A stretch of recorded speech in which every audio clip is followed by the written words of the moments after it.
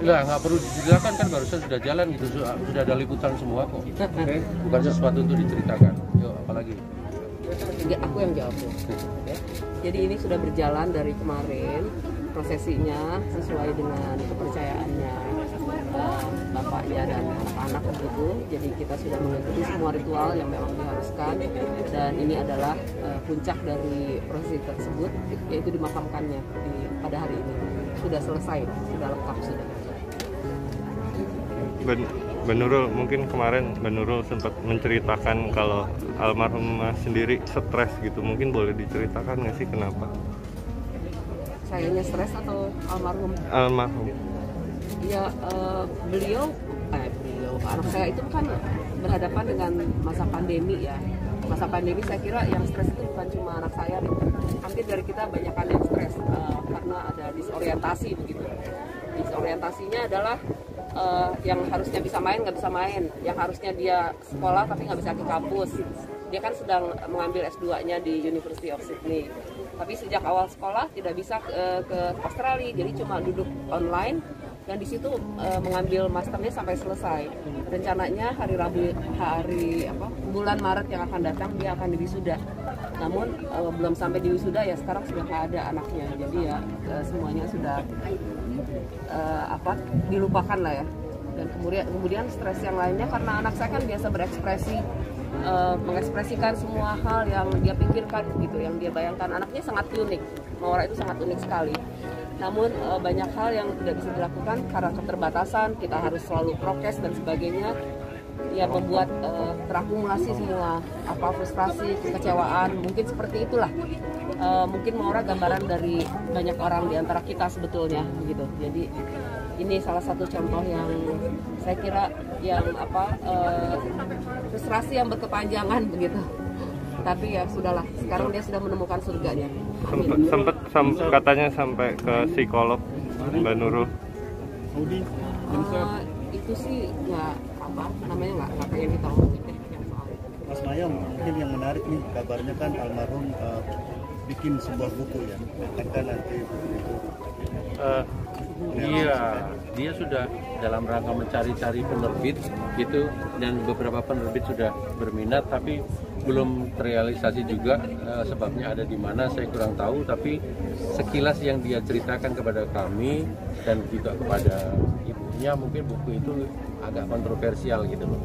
Jadi memang Maura itu memang dia tidak mainstream, dia free thinker gitu kira-kira, karena sekolah dia pun juga S2-nya dia selesai dengan ini dalam program Cultural Studies. Jadi dia belajar kebudayaan baru yang masa kini, jadi yang mungkin kami generasi sebelumnya itu nggak pernah terbayangkan bahwa ada cabang studi budaya masa kini yang anti mainstream, yang mendobrak banyak tatanan, yang membebaskan segala macam sisi pemikiran, mengevaluasi pemikiran-pemikiran lama, dan itu ternyata berterima gitu. Dan dia lulus dengan nilai kalau tidak salah excellent ya. Excellent terakhir. Excellent, jadi tesis dia dipuji oleh dia dapat nilai 100 ya.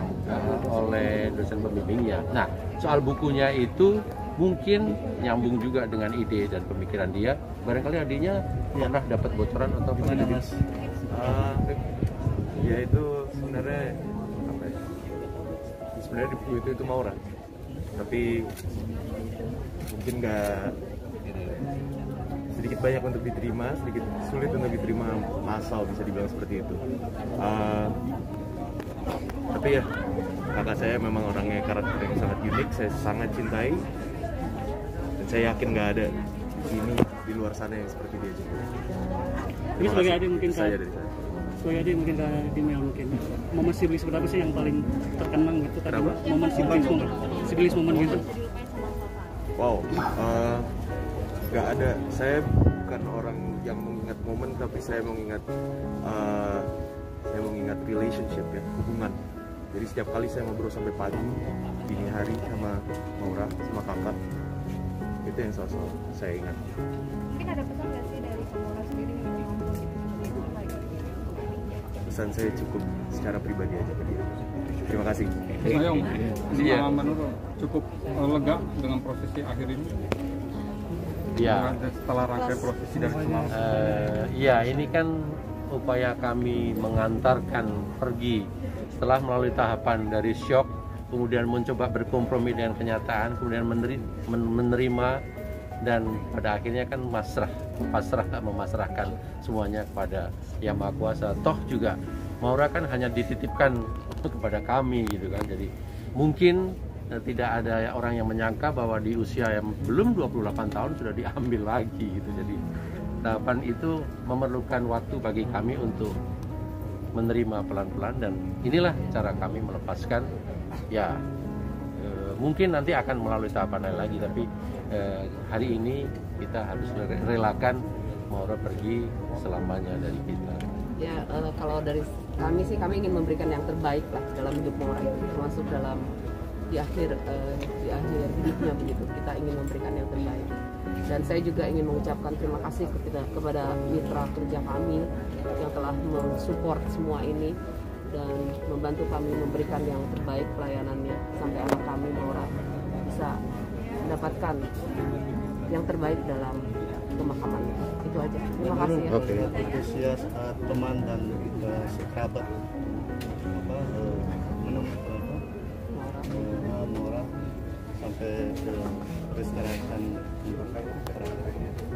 Ya ini apa ya? Buat saya pertama surprise, unpredictable. Tadi malam saya keluar dengan Mayong keluar rumah karena saya dengar kabar di luar begitu banyak bunga papan muter katanya. Jadi saya pengen lihat. Jam 2 itu kami karena nggak bisa tidur, nggak ingin meninggalkan Maura itu. Terus saya pergi keluar rumah, jalan, muter dan melihat bunga begitu banyak. Jadi ya terharu banget gitu. Ya ampun, Tuhan segini banget gitu. Sampai yang kita nggak kenal pun gitu ya, nggak dekat pun, tiba-tiba ada di situ tertulis namanya. Membuat saya sangat terharu, sangat luar biasa sekali perhatiannya. Terima kasih banget, termasuk juga bukan buat rekan-rekan media ya. Dari Buat kemarin kan. kami merasa terharu begitu ya. Appreciate sekali. Terima kasih semuanya. Oke. Terima kasih. Mbak Naura mungkin semalam bilang kalau ini mungkin terlambat untuk dekat sama anak. Mungkin apa sih yang disesali sama Mbak Naura? Awam Damadin. Karena saya orang yang mungkin karena saya orang yang sibuk begitu. Waktu itu sangat padat sekali. Jadi apa yang dikatakan Bintang itu tadi malam sangat memukul saya begitu. Ternyata kamu bisa punya apa aja, tapi kalau kamu tidak punya waktu, everything is nothing gitu. Jadi itu membuat saya harus lebih banyak membuat quality time sama family gitu. Okay. Itu aja sih. Berarti ini jadi pelajaran juga. Jadi pelajaran, nggak ada yang terlambat sih. Saya ingin memulainya lagi. Kalau dianggap itu kurang banyak waktu buat keluarga. Ya di other side saya juga memang mencintai pekerjaan saya.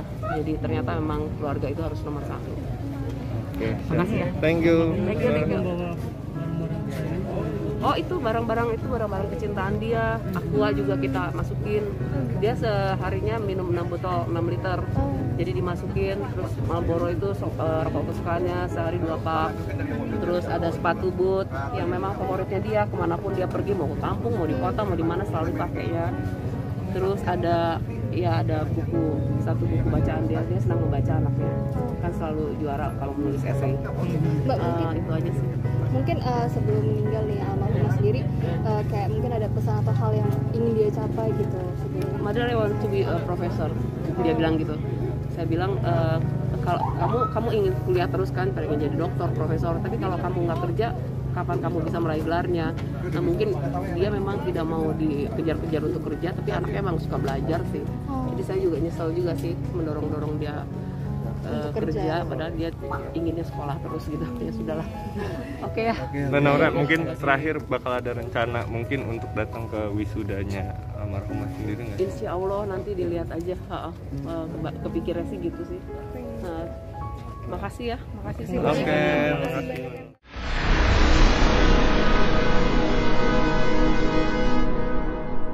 Jadi jangan lupa untuk subscribe Cumi Cumi. Ditekan ya tombol lonceng merahnya.